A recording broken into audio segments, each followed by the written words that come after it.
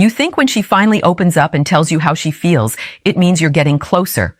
But what if those words aren't vulnerability? What if they're warning signs you're ignoring because you want the story to be different?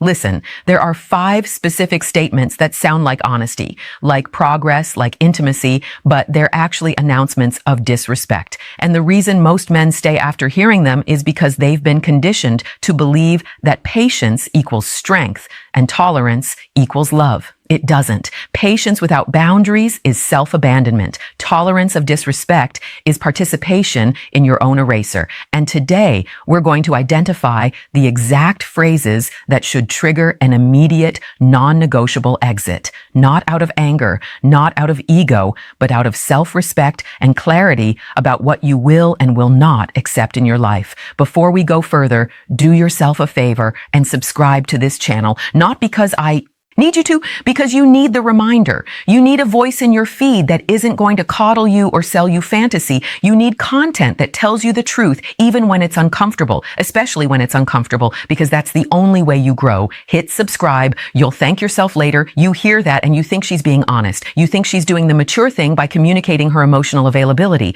And on the surface, sure, it sounds reasonable. But here's what that statement actually means. 99% of the red flag, nor one. She disrespects your ambitions time. I'm not ready for a relationship with you, because if the right person showed up tomorrow, the person who triggered that chemical cocktail of attraction, respect, and fascination, she'd be ready. She'd find the time. She'd make the space. She'd reorganize her entire life if necessary. You've seen it happen. You've watched women who swore they needed to focus on themselves suddenly dive headfirst into something new with someone else. It wasn't about readiness. It was about desire. So when she tells you she's not ready, what she's really saying is, you're not compelling enough to make me want to rearrange my priorities.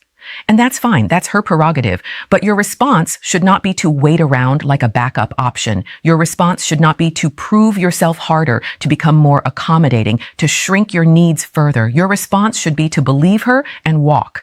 Because even if she is telling the technical truth, even if she genuinely isn't ready, it doesn't matter. You don't build a life waiting for someone to become ready for you. You build a life with someone who sees you and says, yes, now you. The cost of staying is this. You become a placeholder. You exist in her life as an emotional accessory, a source of attention and validation, but never the priority.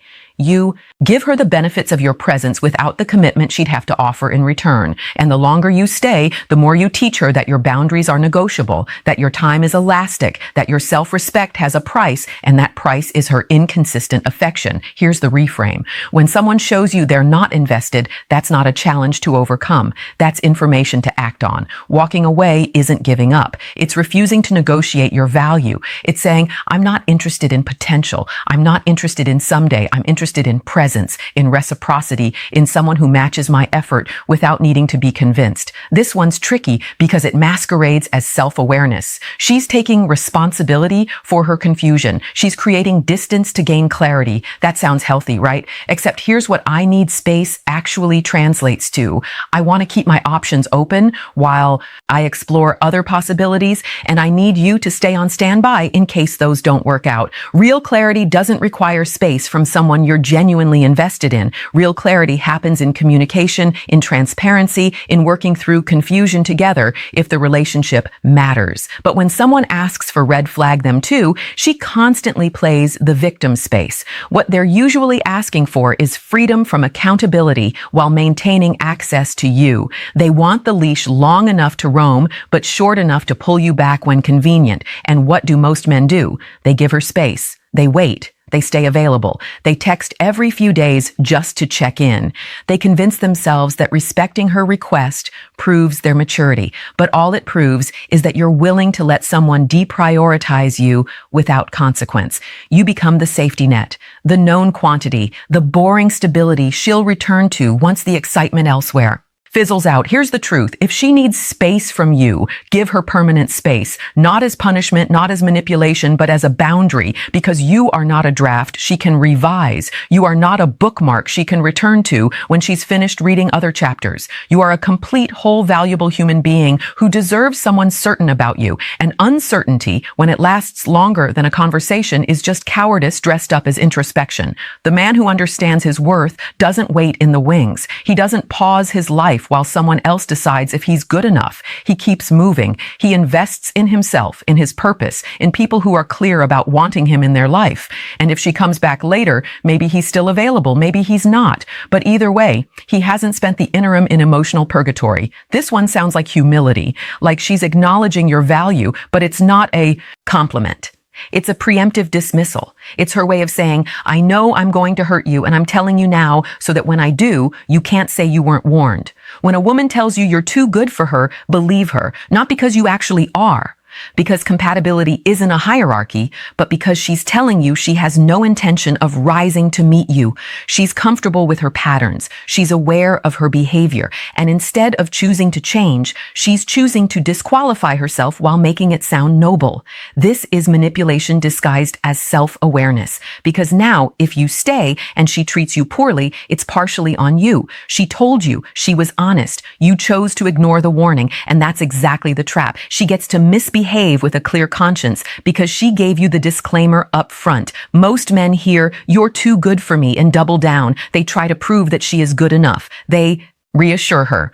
They lower their standards to match her self-perception, and in doing so, they validate her cop-out. They become complicit in their own diminishment. Here's what you do instead. You agree. You're right. I am. And then you leave not cruy. Not with bitterness, but with clarity. Because someone who genuinely believed they weren't good enough for you would either work to become better or step aside to let you find someone who is. They wouldn't ask you to accept less while framing it as their inadequacy. The cost of staying after hearing this is that you'll forever be managing her guilt and your disappointment. You'll be performing emotional labor to convince her she's worthy while she performs minimal effort in return.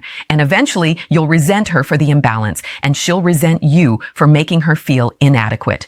It's a lose-lose built on a foundation of her refusal to take responsibility. This is the statement that ends. Red flag number 3. She refuses accountability relationships while trying to soften the blow. She's attempting to let you down easy by creating a distinction that doesn't actually exist in functional partnerships. Because here's the reality. I love you, but I'm not in love with you means I care about you. I'm used to you. Maybe I even appreciate you, but I'm not attracted to you anymore. I don't desire you, and I'm not willing to do the work to rebuild that. Love without being in love is friendship. It's fondness. It's history. And none of those things are enough to sustain a romantic relationship. What she's saying is, you've become safe, predictable, comfortable, and none of that excites me. The polarity is gone. The tension is gone. And instead of working to recreate it, I'm going to frame this as a mysterious emotional shift that neither of us can control. But it's not mysterious. Attraction fades when one or both people stop growing, stop challenging each other, stop maintaining their individuality. It fades when comfort replaces passion and routine replaces presence. And yes, sometimes that's mutual. Sometimes relationships run their course. But when she phrases it as, I love you, but I'm not in love with you, she's making it sound like an inevitability rather than a choice. And that removes her accountability. Your job is not to convince her to fall back in love with you. Your job is not to perform harder, to become more romantic, to recreate the early days. Your job is to recognize that she's telling you it's over and that she's hoping you'll do the heavy lifting of the breakup so she doesn't have to feel like the bad guy. Walk away not because you're hurt, though you will be, but because staying in a relationship where you're loved like a pet instead of desired like a partner is a slow death. It's the erosion of your self-respect one day at a time. It's waking up next to someone who tolerates you instead of chooses you, and you deserve better than tolerance. The man who values himself doesn't beg for desire. He doesn't negotiate for attraction. He doesn't try to logic someone into wanting him. He simply says, I understand. And he walks because he knows that the right person won't need to differentiate between love and being in love. The right person will feel both fully without caveat. This is gaslighting. Full stop. When a woman tells you you're overreacting to something she did or said, she's attempting to rewrite reality. She's telling you that your perception is wrong, that your feelings are invalid, that the problem isn't her behavior. It's your response to it. And if you accept that framing, you'll spend the red flag number 4. insecure. She uses manipulation tactics, rest of the relationship questioning yourself instead of holding her accountable. Here's the pattern. You bring up something that hurts you. You explain why it matters.